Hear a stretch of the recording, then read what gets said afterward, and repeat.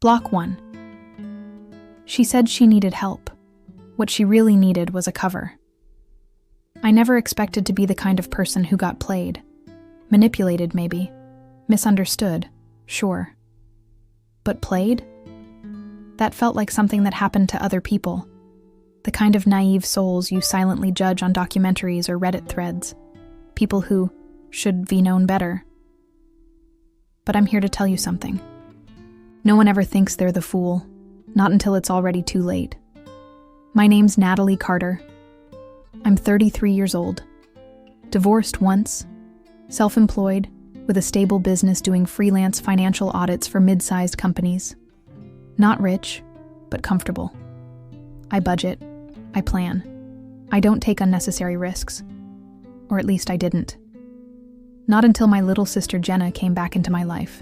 Let me paint the picture.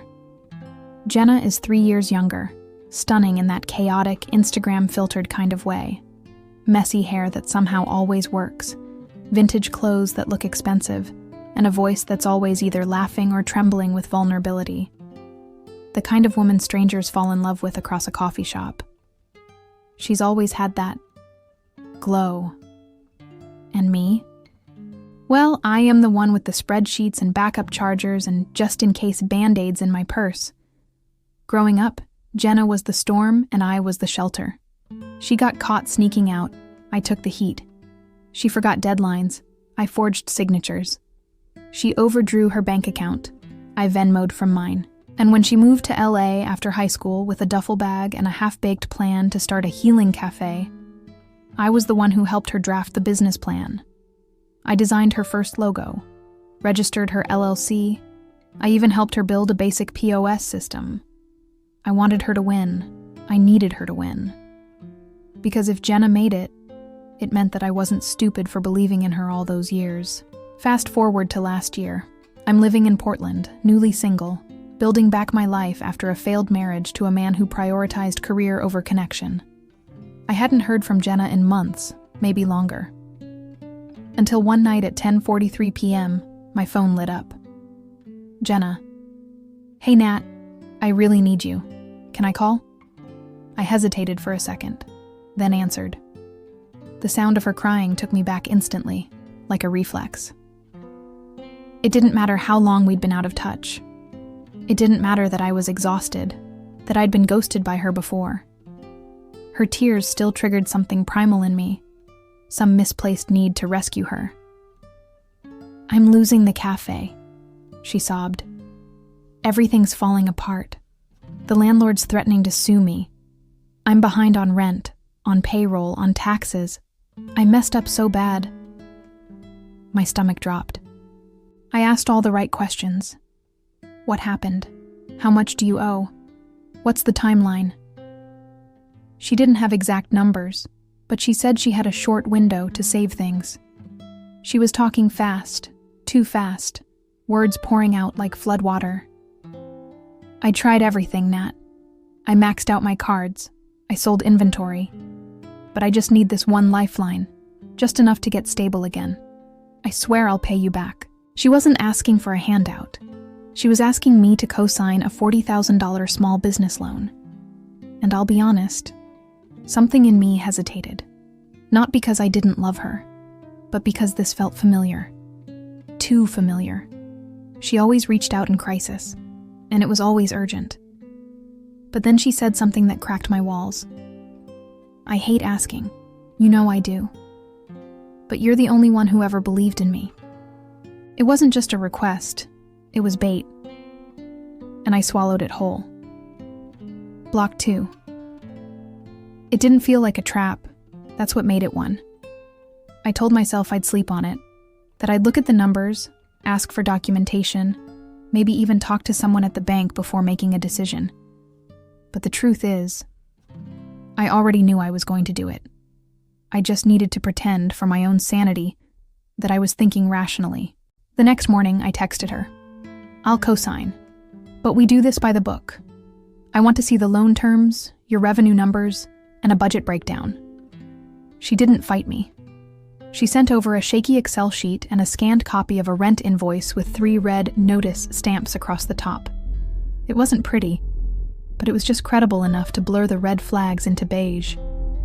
We set a Zoom call with a loan officer later that week. I listened carefully, asked detailed questions, even requested a clause that allowed me to monitor the account activity via monthly statements. Standard practice, the agent said. Most co-signers don't even ask for that. I forced a tight smile. I didn't want to be most co-signers. The papers came through DocuSign that Friday. I hesitated with the cursor hovering over the signature field. $40,000. It wasn't pocket change. It was 3 years' worth of careful savings, spotless credit, and the quiet financial stability I had built after crawling out of a marriage that left me emotionally bankrupt. But this was Jenna. And family, I reminded myself, comes first. Click. Signed. She FaceTimed me that night. Cried again. Happy tears this time. You saved my life, Nat. I swear I'm going to make you proud. I'm turning everything around. I wanted to believe her. I needed to. For the next few weeks, things seemed hopeful. She posted regular updates from the cafe. Photos of oat milk lattes in ceramic mugs, sun-drenched corners with hanging plants, energy reset workshops on weekends. She even hired a part-time manager named Mateo and posted a boomerang of them clinking matcha shots. I let myself relax. A little. My phone stopped buzzing with panic. The loan statements arrived, and for the first 2 months she made the minimum payments. I told myself maybe, just maybe, we were finally in a new chapter. I even started answering calls from my mom again, brief civil conversations where she said things like, Jenna S. really finding her rhythm, and it's so good to see you two close again. I didn't correct her. I didn't mention that Jenna still hadn't visited me, or called me just to talk, that our relationship was still one way. Love in exchange for lifelines. Because deep down, I didn't want to ruin it. I wanted this to work. But then, she disappeared again, not all at once. Little things at first. Her posts slowed down. The cafe's stories dried up. The website went offline for maintenance. Then the third loan statement arrived, and it was flagged. Payment missed. I texted her. Hey, loan shows missed payment. You good? No response. Called her. Straight to voicemail. I told myself maybe she was just overwhelmed. Maybe the system glitched. Maybe she dropped her phone in a latte. But then I saw the photo. It wasn't even from her account. It was tagged. Some lifestyle influencer with 12K followers and an aesthetic feed of palm trees, pool floaties, and white sand beaches. Jenna was in the background. On a boat. Sunglasses on. Cocktail in hand. Laughing. I stared at it for a solid minute, brain short-circuiting. There had to be an explanation. There had to be. I clicked the tag. Scrolled. Another post, this time closer. Jenna in a swimsuit, perched on the edge of an infinity pool, kissing someone. And that someone was Colin, my ex. My cheating, emotionally manipulative, ghosted me after our wedding planning ex. And just like that, my stomach flipped. Because I wasn't looking at a woman healing her business. I was looking at a woman who had used me. Again. Only this time, the price tag was 4. Freaking figures. Block 3. She didn't just take my money. She robbed me of my silence. I stared at the screen like it might change if I blinked hard enough. Jenna, Colin, Mexico. The woman who cried to me on a Zoom call about overdue invoices and hitting rock bottom was now wrapped in a man ID spent the better part of 2 years trying to forget. A man who cheated on me with his coworker, lied about it, and when I finally caught him, vanished. Gone. No goodbye. No closure. Just radio silence. Now he was in Cabo, kissing my sister, funded by a loan she claimed would save her business. I felt like my lungs were collapsing. I grabbed my phone and called her, straight to voicemail. Again. I texted, Jenna, what the hell is going on? Call me, now. Nothing.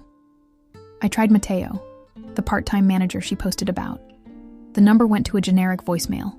I left a message I instantly regretted. The rage didn't hit right away. It was more like a numbness, a hum under my skin. I was floating through my apartment, seeing myself from above, like I'd left my body just to cope. Eventually, I pulled myself back to my desk and opened the bank portal. I needed answers, facts, receipts. And there they were, in the transaction logs, cold and clinical, but screaming the truth louder than any confession could. $15,000 withdrawn to Jenna's personal account within 24 hours of loan activation. $4,182 spent on a flight booking site. $3,200 to a luxury retreat center in Cozumel. $1,600 to an international card processor tied to a high-end villa rental company. No transfers to the cafe's landlord. No payments to vendors. No deposits to payroll. Nothing. The rescue had been a ruse. She'd used the money to disappear, to start a new fantasy. And she hadn't even tried to cover her tracks. That was the part that stung the most. The ease of it. Like I was just disposable. A stepping stone on the path to her next reinvention. I called the loan company and asked about her payment. The rep confirmed it. She missed it. And because I co-signed, the responsibility fell on me. One more missed payment, and it would go on my credit report. "Can I report fraud?" I asked. The woman hesitated. "If the loan was used for something other than business, you'd need to prove that. But if your co-signer denies wrongdoing, it's a civil matter. You may need to sue. Sue my own sister." The phrase tasted like rust. But what else was I supposed to do? Wait for her to decide I mattered? I went to my email and started organizing everything. Screenshots of the loan documents, her messages begging for help, her fake invoices, her beach photos, the banking records. I color-coded the files like I was preparing a pitch deck for a client. Except this time, the client was my dignity. The phone rang. "Jenna," I answered. "Hey," she said, voice sugary like nothing had happened. "Sorry, I've been off-grid. No Wi-Fi down here. You know how Mexico is." I didn't speak. I couldn't. Not yet. "I saw your texts," she continued. "I know I missed a payment, but relax. I've got it under control." Under control? I laughed. Not a cute laugh, the kind that comes out sharp and joyless, a defense mechanism forged from betrayal. "You spent the loan money," I said. "You spent it on yourself, on Colin." She was quiet for a second. "Look, I needed a reset. My mental health was—" "Don't," I snapped. "Don't you dare weaponize that word." "Natalie, come on.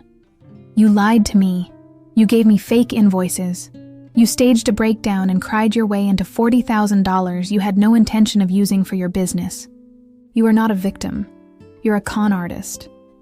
Her tone shifted. Cold. Flat. "I said I'll pay it back. You're being dramatic." "You think this is about money?" I said, almost breathless. "You used me. You humiliated me. You're screwing my ex and you're acting like I'm being unreasonable?" "I didn't plan to fall for Colin," she muttered. That was the final straw.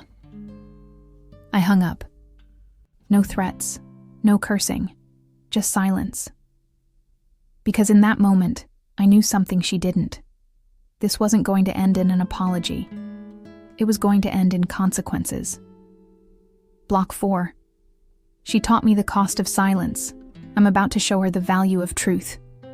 The call ended, but the war began. Not with shouting, not with drama, with paperwork. If Jenna wanted to play the game like nothing mattered, I was going to show her exactly what did. Dates, signatures, evidence, chain of custody. And I was going to bury her under it. I started building what I called the Jenna file. First, the loan application documents, signed by both of us. Her statements about business recovery. Then, the email trail, the emotional pleas, the "I'll pay you back" texts, the timelines that didn't match. She said her cafe was still running, but I found a building permit application from the landlord, dated 2 weeks before the loan, to convert the space into a retail store. She had already terminated her lease before ever contacting me. That was fraud. Then came the Instagram posts. Not just hers, but Colin's. And the mutual friends who tagged her. All vacation footage posted during the time she was supposedly rebuilding the business. Beachside yoga, couple massages, luxury shopping. One post even geotagged her at a resort that cost $1,000 a night. That one stung. I screenshotted it anyway. I added bank transaction logs, linking exact withdrawal dates to the travel expenses. Side by side, a time-stamped autopsy of her betrayal. Last, I pulled in witnesses. 3 friends she had borrowed from in the past. One of them, Sarah, a former roommate, sent me a voice memo crying. She told me Jenna once used her identity to open a line of credit, just for a month. And when she confronted her, Jenna blocked her for a year. Pattern of behavior? Documented. I wasn't just mad, I was methodical. I brought everything to a business attorney I knew from a former client gig. Her name was Monica, and she didn't sugarcoat anything. "This is going to get ugly," she warned. "You'll probably lose your relationship with your sister forever." "I lost that when she cashed in my name and climbed into bed with my ex," I said. "I'm not here for revenge. I'm here for separation." She nodded. That day, we filed a civil claim for financial fraud, with a motion to have me removed as liable party and for damages exceeding $40,000, plus interest and fees. The case would take months to move. But I didn't care. Because now she had to watch her lies crawl into the sunlight. I didn't go public. I didn't make posts. I didn't call my mother. I let the legal system speak for me. And it did. A court clerk contacted Jenna to inform her of the motion. She responded, not to me, of course, but to Monica via email. Her statement was short. "This is a personal family issue. I never intended to harm my sister. I was struggling with my mental health. This attack is unnecessary and cruel." Cruel. Cruel is bleeding for someone who calls it art. Cruel is watching your sister weaponize trauma for travel points. Cruel is being told you're overreacting while cleaning up the pieces of someone else's mess. Monica replied with receipts, dates, deposits, direct connections between the loan and luxury. The case moved forward. I started sleeping again. Not well, not deeply, but I wasn't waking up in panic anymore. I even smiled once, genuinely, when I got the updated loan statement. The balance was frozen, pending litigation. That meant one thing. For the first time in her life, Jenna couldn't run. Block 5. When you stop enabling the liar, everyone wants to know why you're being so harsh.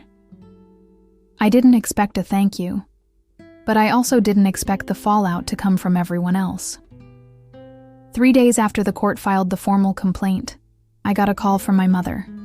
Not a text, not a voicemail. A full-on phone call.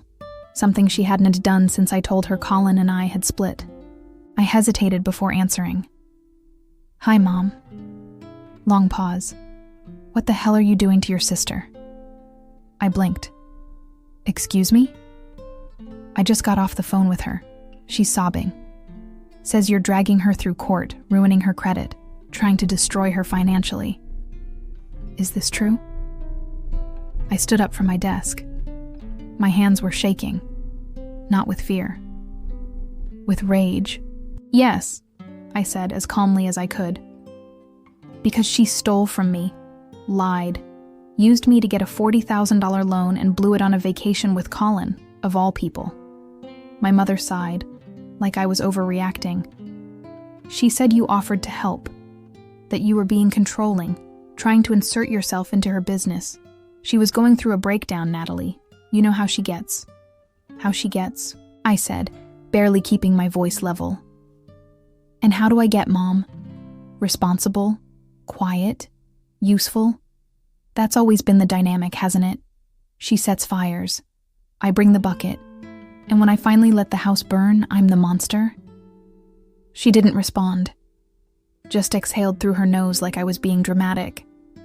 "I just think family shouldn't take each other to court," she said. That's ugly. No, Mom. What is ugly is her manipulating everyone into thinking I am punishing her when I am just trying to stop the bleeding. What's ugly is you choosing comfort over truth. Again. I hung up. I didn't cry. I didn't pace. I just sat there, staring at my reflection in the dark screen of my laptop. And for the first time, I saw someone I didn't recognize.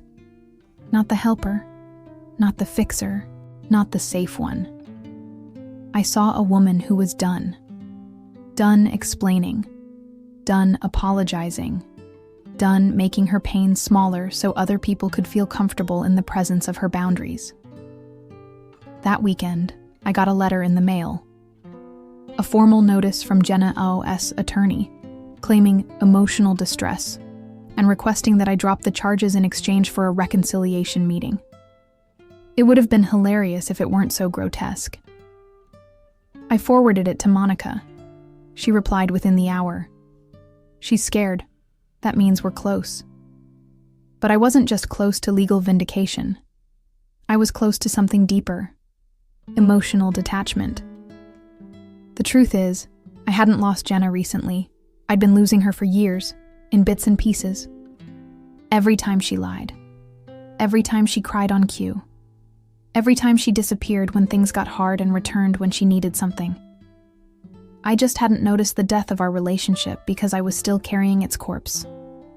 Now I had put it down. And I wasn't going back to retrieve it. Let the family whisper. Let them call me cold. Let them pray for reconciliation over mashed potatoes at Thanksgiving.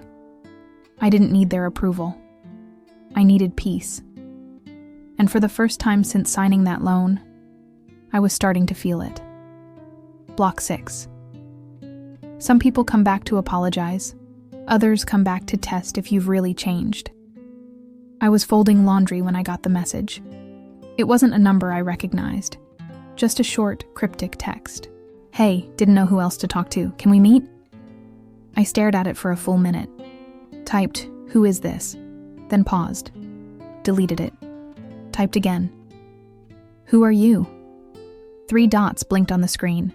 Then it came. It's Colin. My stomach turned.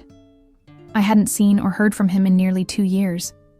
After he ghosted me post-cheating confession, he fell off the map, deleted socials, changed jobs, probably changed his phone number too. And now, this, at the height of a lawsuit against the woman he was last seen sleeping beside? The timing wasn't suspicious. It was insulting. I didn't respond. He texted again an hour later. I know you probably hate me.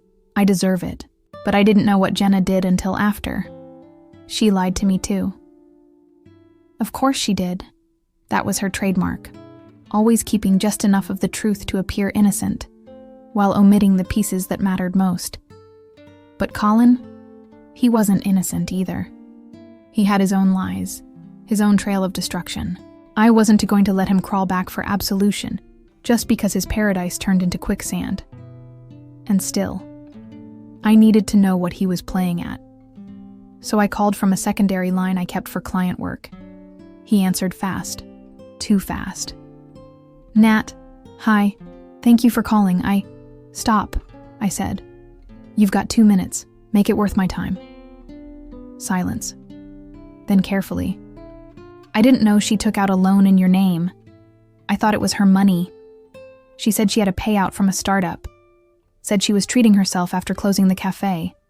I believed her.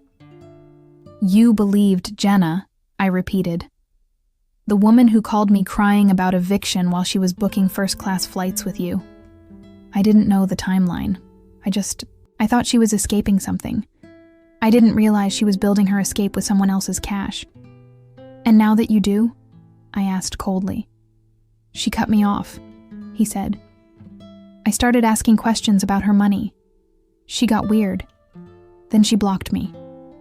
I had to smile at that. She always runs, I said, just like you. He sighed. I didn't call to get back together. I swear, I wanted to say I'm sorry for how I left things. I was a coward. And if there's any way I can help, like testifying or providing records, anything, I will. The offer caught me off guard. Why? I asked. He paused.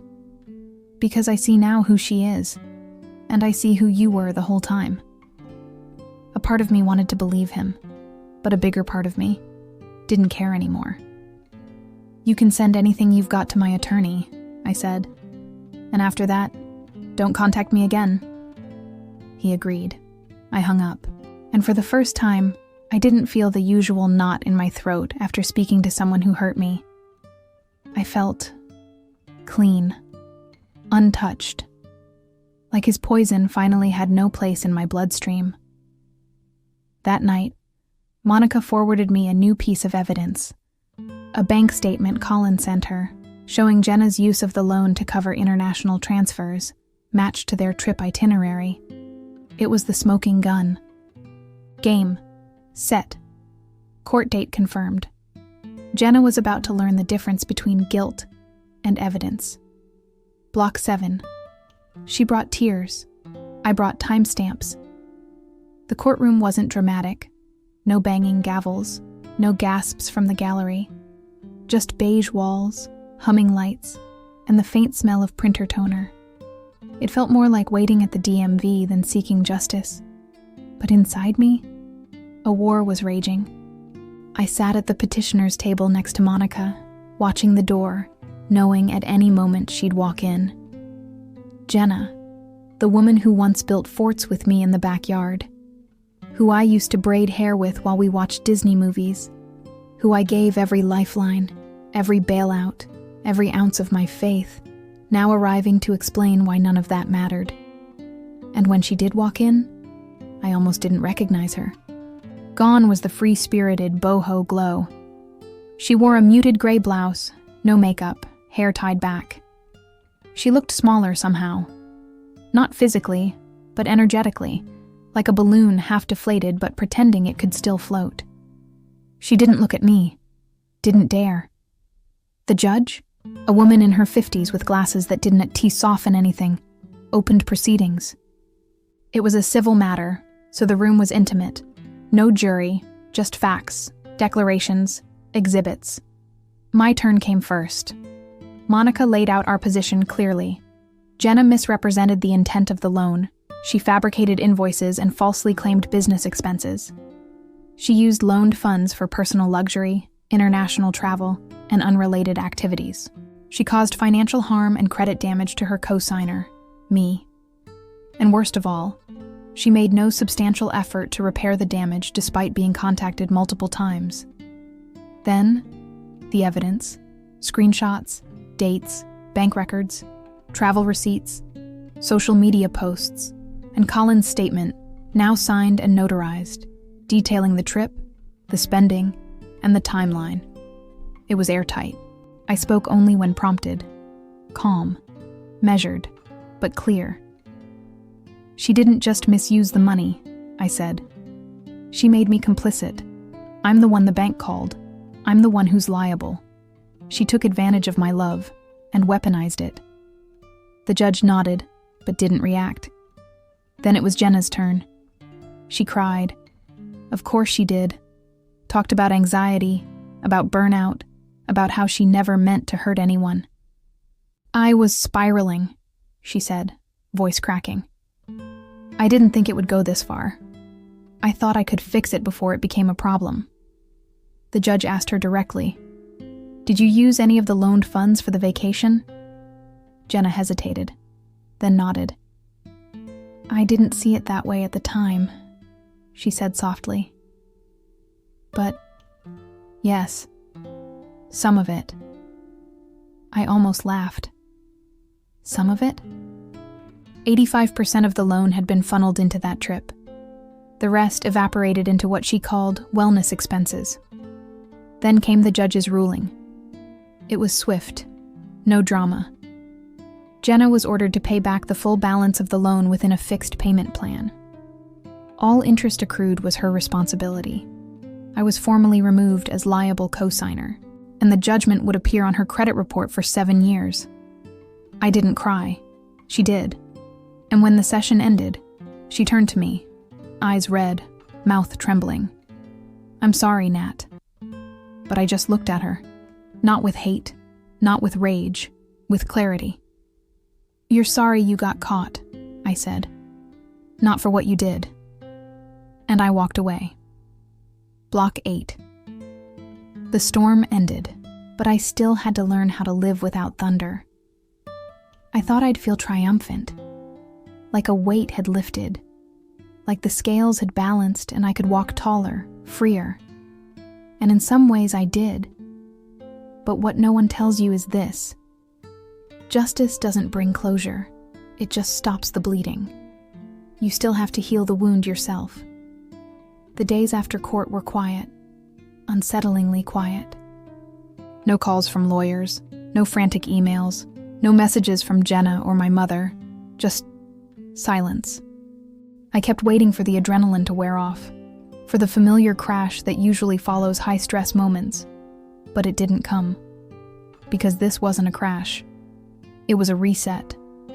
My apartment, which had felt like a war room for the last 4 months, walls plastered with evidence, folders stacked on the dining table, suddenly became a sanctuary again.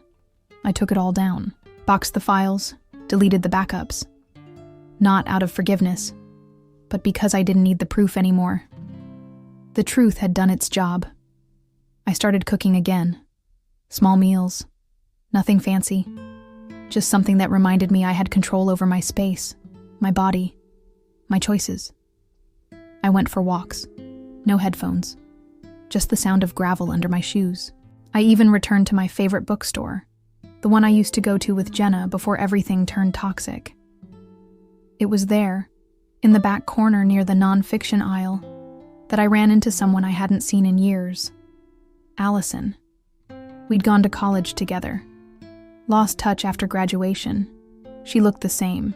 Warm smile, tired eyes, a tote bag full of paperbacks and reusable coffee cups. "Natalie," she said. "Oh my God." We talked for hours, caught up on everything and nothing. She told me about her divorce. I told her about my sister. Not everything, but enough.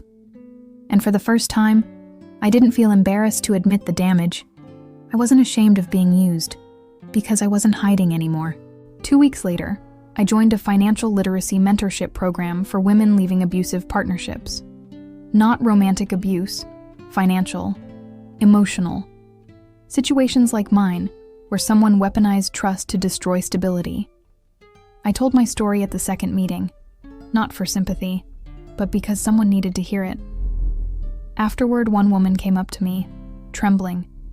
"My little sister did the same thing," she whispered. "No one ever believed me." I just nodded and hugged her. Because I did. I believed her completely. And in that moment, I realized something. What Jenna took from me wasn't just money or reputation. She stole my voice. She made me doubt it, shrink it, swallow it. But now I was using it for something bigger than revenge. I was using it for reconstruction. Not of her, of me. Block 9.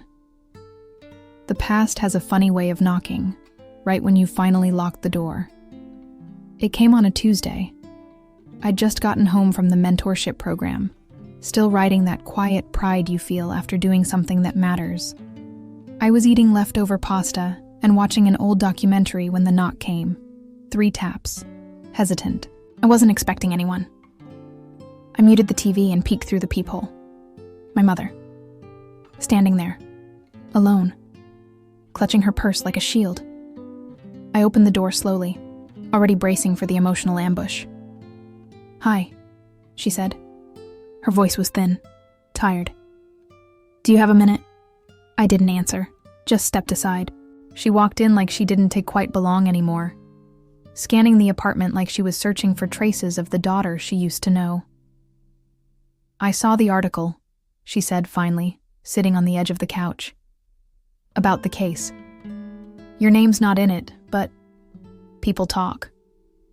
Of course they did. The judgment had been public record. Local blogs picked it up. Then a small business watchdog reposted the story with the headline, "Wellness Cafe Founder Accused of Misusing Loan from Sister." I shrugged. It's the truth. She looked down. Jenna's been staying with me. She's not in a good place. I didn't respond. I'm not asking you to forgive her, she added quickly. But maybe just talk to her? Hear her out? I almost laughed. Hear her out? I said. You mean after court? After 2 years of lies? After she slept with Colin, defrauded a bank, and tried to ruin my name? She's your sister.